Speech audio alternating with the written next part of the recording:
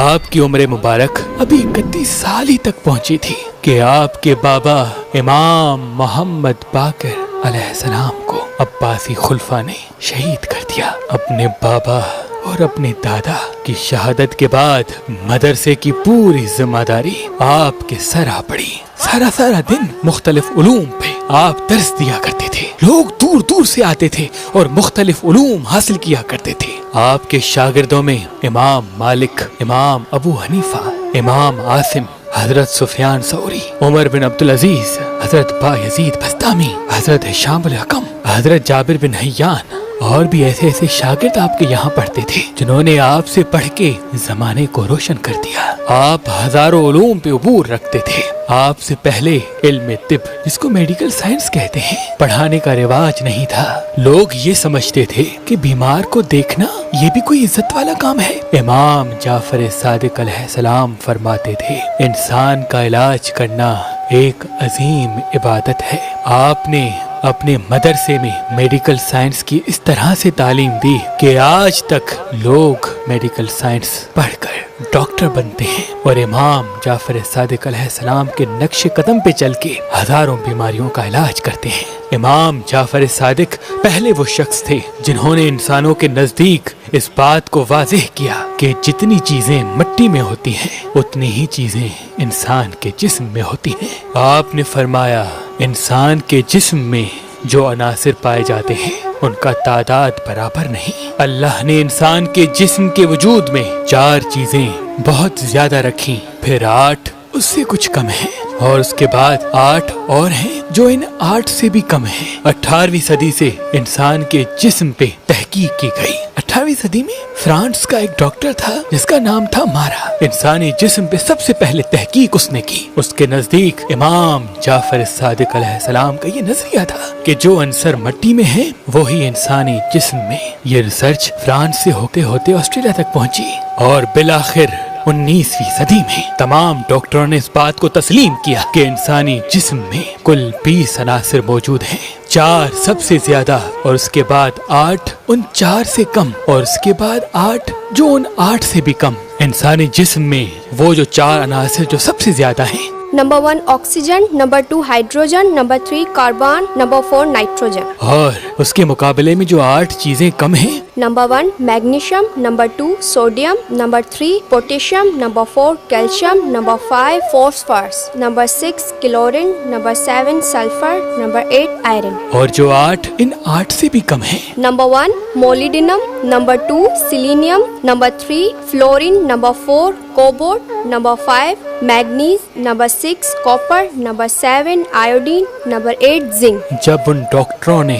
اس بات کی تحقیق کی تو وہ دنگ رہ گئے۔ امام جعفر صادق علیہ السلام نے فرمایا کہ ان 20 عناصر کے اتار چڑھاؤ سے انسان کے وجود میں بیماریاں جنم لیتی ہیں۔ امام جعفر صادق علیہ السلام نے فرمایا کہ اللہ نے انسان کی عمر طویل رکھی ہے، لیکن انسان اپنی غذا سے اپنی عمر کو کم کرتے ہیں۔ کسی نے کہا، اے نوازۂ رسول، وہ کون سا عمل ہے جس کو کرنے سے عمر کم ہوتی ہے؟ امام جعفر صادق علیہ السلام نے فرمایا، گوشت زیادہ کھانے سے عمر کم ہوتی ہے، کھانا زیادہ کھانے سے عمر کم ہوتی ہے۔ 18ویں صدی کے فرانس کے ڈاکٹروں نے کافی ریسرچ کے بعد اس بات کو تسلیم کیا کہ زیادہ کھانا انسان کی عمر کو کم کرتا ہے، اور انہوں نے مدینے کی طرف منہ کر کے سلام کیا کہ 1400 سال پہلے امام جعفر صادق نے امراض کی جڑ کو پہچان لیا کہ جیسے جیسے انسان گوشت زیادہ کھاتا رہتا ہے وہ اپنے ہاتھوں سے اپنی عمر کو کم کرتا رہتا ہے۔ یہ سوچ امام جعفر صادق علیہ السلام نے دی کہ مچھلی کھانے کے بعد دودھ نہ پیا کرو کیونکہ اس سے جذام بیماری ہوتی ہے۔ امام جعفر صادق علیہ السلام نے فرمایا کہ انسانی جسم بیمار ہونے کے 4 اہم اسباب ہوتے ہیں۔ پہلا کہ انسان کے وجود میں عناصر زیادہ اور کم ہونے سے انسانی جسم بیمار ہوتا ہے۔ دوسرا، غذا غلط کھانے سے انسان بیمار ہوتا ہے۔ تیسرا، ہوا کے ذریعے سے جو جراثیم انسان کے جسم میں داخل ہوتے ہیں اور انسان بیمار ہوتا ہے۔ اور چوتھا، किसी बीमार इंसान के जिस्म से बाज मर्तबा ऐसी शुआएं निकलती हैं जो एक सेहतमंद इंसान के जिस्म को बीमार करती हैं। इमाम जाफर सादिक अलैहिस्सलाम ने फरमाया, रोशनी से, शुआओं से इंसानी जिस्म बीमार भी हो सकते हैं और सेहत याफ्ता भी। उस दौर के लोग हैरान हो गए, किसी के जिस्म से शुआएं निकलती हैं और किसी को बीमार कर सकती हैं, ये कैसे हो सकता है? बिलाखिर 17वीं और 18वीं सदी के बीच में रूस का एक शहर है नोवो, उन्होंने इस बात पे रिसर्च की। मुसलसल 20 साल रिसर्च करने के बाद उन्होंने ये तस्लीम किया कि इमाम जाफर सादिक का नजरिया बिल्कुल सही है। बाज मर्तबा इंसान के जिस्म से कुछ ऐसी रेजेस निकलती हैं जो सेहतमंद इंसान को भी बीमार कर देती हैं, क्योंकि इंसानी जिस्म सेल्स का बना हुआ है। बीमार इंसान की शुआएं इन सेल्स पे असर करती हैं और यूं इंसान बीमार होने लगता है। और फिर अमेरिका में एक रिसर्च सेंटर कायम किया गया कि उन बीमारियों का पता लगाया जाए कि जो इंसान के जिस्म से निकली हुई शुआओं के सबब होती है। तो इस पे डॉक्टर जॉन मॉन्ड ने एक किताब लिख दी कि वाकई काफी रिसर्च के बाद हम इस नतीजे पे पहुंचे कि इंसान के जिस्म की शुआएं भी सामने वाले सेहतमंद इंसान को बीमार करती है, जो आज से सैकड़ों साल पहले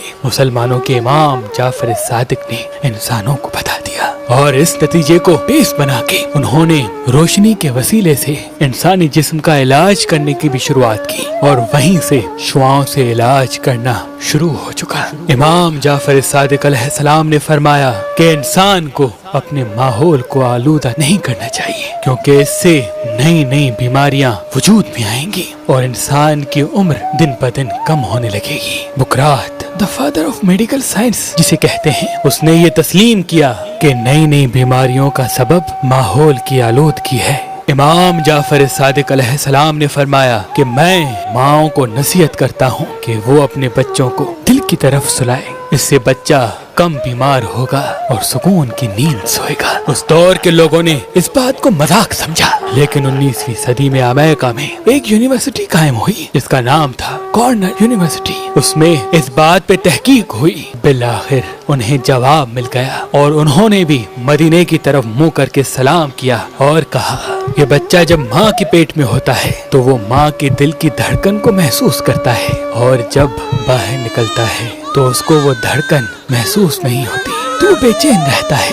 अगर बच्चे को माँ के दिल के करीब सुलाया जाए तो वो वही धड़कन जो उसे पेट में सुनाई देती थी उसे महसूस करेगा और इत्मीनान से सोएगा और यूं बच्चा बीमारियों से दूर रहेगा, सुकून की नींद पाएगा। इमाम जाफर सादिक अलैहिस्सलाम से पहले अरस्तु की इस सोच को समझते थे कि ये दुनिया 4 अनासिर पे मबनी है, मिट्टी, पानी, हवा और आग। लेकिन इमाम जाफर सादिक अलैहिस्सलाम ने फरमाया कि अरस्तु इतना बड़ा साइंसदान होने के बावजूद भी एक बहुत बड़ी गलती कर गया। दुनिया जिसको अनसर समझती है, असल में ये अनसर नहीं बल्कि अनासिर का मजमुआ है। मिट्टी में भी अनासिर है, हवा में भी अनासिर है, पानी में भी अनासिर है, आग में भी अनासिर है। उस दौर के लोगों ने इस बात को मजाक समझा, लेकिन 18वीं सदी में एक साइंटिस्ट जोसेफ ने इस बात को साबित किया कि उन्होंने सच कहा। इमाम जाफर सादिक अलैहिस्सलाम ने फरमाया कि पानी में एक अंसर ऐसा है